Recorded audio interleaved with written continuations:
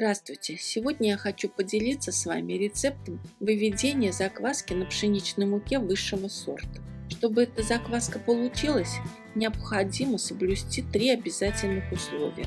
Температура в помещении за все время выведения закваски должна быть не ниже 20 градусов по Цельсию.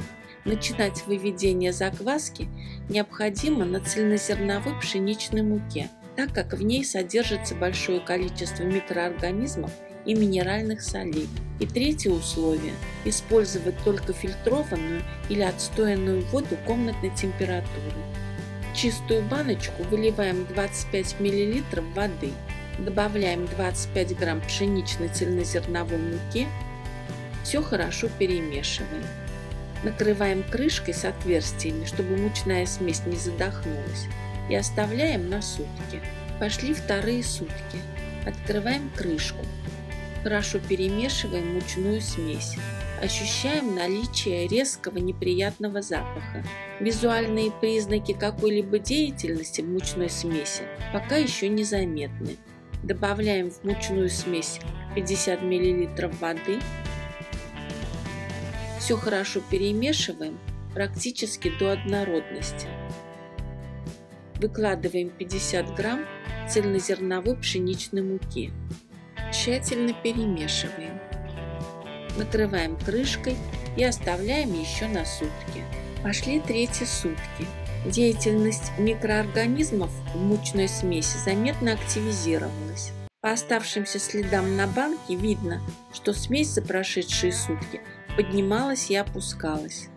Открываем крышку, перемешиваем мучную смесь, проверяем, не появились ли пузырьки. Пузырьки газа появились, но их еще очень мало. С этого момента и далее мы будем освежать мучную смесь пшеничной мукой высшего сорта. В чистую баночку выкладываем 25 грамм мучной смеси, остальное выбрасываем. Добавляем 25 мл воды, 25 грамм пшеничной муки высшего сорта. Перемешиваем все до однородности, накрываем крышкой и оставляем на сутки. Пошли четвертые сутки. Открываем крышку и обнаруживаем, что неприятный запах уже исчез. На поверхности и внутри мучной смеси появилось уже достаточное количество пузырьков. Смесь стала объемной и воздушной и уже вполне заслужила название закваски. В чистую баночку выкладываем 25 грамм закваски, остальное выбрасываем. Добавляем 25 мл воды, 25 грамм пшеничной муки высшего сорта.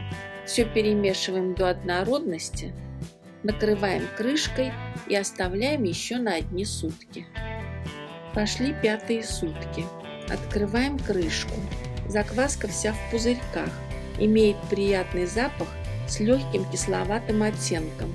Вкус у закваски несколько сладковатый. По всем признакам закваска абсолютно готова. На сутки меньше, чем я ожидала. Чтобы проверить способность закваски создавать молодую пшеничную опару для выпечки хлеба, 2-3 столовые ложки закваски выложим в миску, в которой будет созревать опара. Добавим в закваску 200 мл воды комнатной температуры. Все хорошо размешаем. Высыпаем 200 грамм пшеничной муки высшего сорта. Опять все тщательно перемешиваем. Накрываем миску с опарой пленкой и оставляем для созревания часов на 12. В оставшуюся закваску, примерно 15 грамм, добавляем 25 мл воды комнатной температуры, 25 грамм пшеничной муки высшего сорта, перемешиваем, накрываем крышкой и оставляем также на 12 часов. Через 12 часов созревшая молодая опара доказала дееспособность выведенной закваски. Тесто выросло в объеме раза в 3. Все в пузырьках газа, имеет очень приятный аромат. На этой опаре я буду сегодня готовить хлебное тесто. Я уже придумала название этому хлебу. Белый хлеб на молодой пшеничной закваске.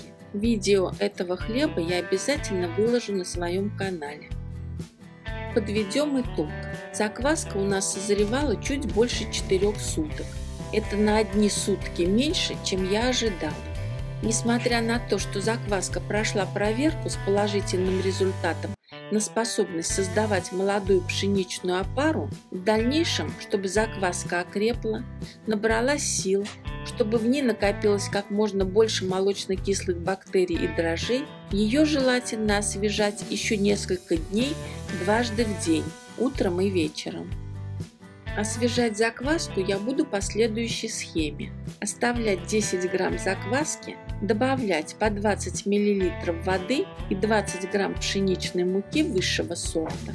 А через несколько дней, когда закваска окрепнет, можно перейти на кормление закваски 1 раз в сутки по той же схеме.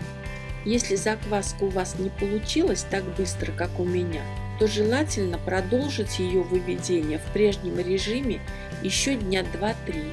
Если за эти 2-3 дня ничего не изменится, значит закваска у вас не получилась. Не нужно расстраиваться, а попытаться вывести закваску заново. Всем удачи в выведении закваски! Спасибо, что смотрели это видео.